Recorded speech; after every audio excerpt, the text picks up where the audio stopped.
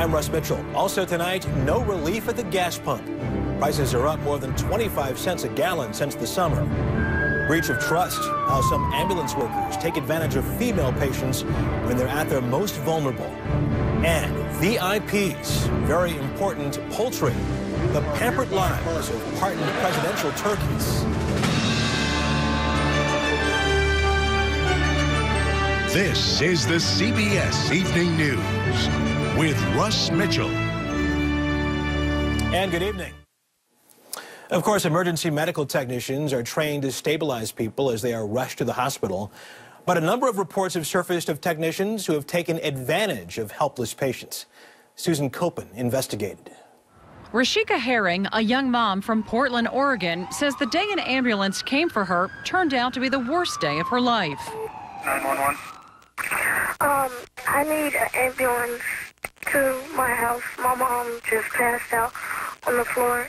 Her tears are not because of the illness that left her bleeding internally and drifting in and out of consciousness. It was what this paramedic, named Lanny Hazard, did to her in the back of the ambulance. The next thing I remember is his hands over my private area. I tried to move my arm away and I couldn't. Have a seat next to the green chair right. Hazard was arrested. In this police video, he admits to his crime.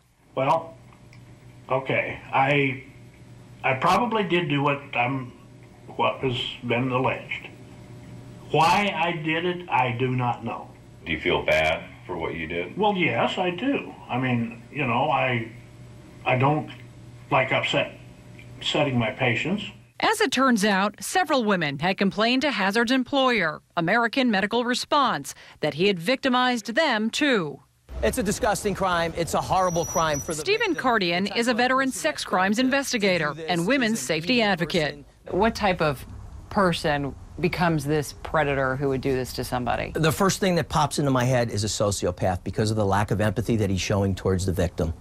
Though rare, the crimes committed by Lanny Hazard are not isolated. Our investigation found over the past 4 years, more than 100 ambulance attendants who have been accused of sexual misconduct both on and off the job.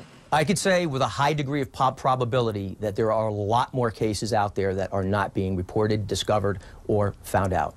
As for Lanny Hazard, he pleaded guilty to molesting 4 women and is now serving a 5-year prison sentence. We give these people our trust, and I think that they should be held accountable. Royshekka Herring is now pushing for a new law to increase penalties for caregivers who take advantage of their patients.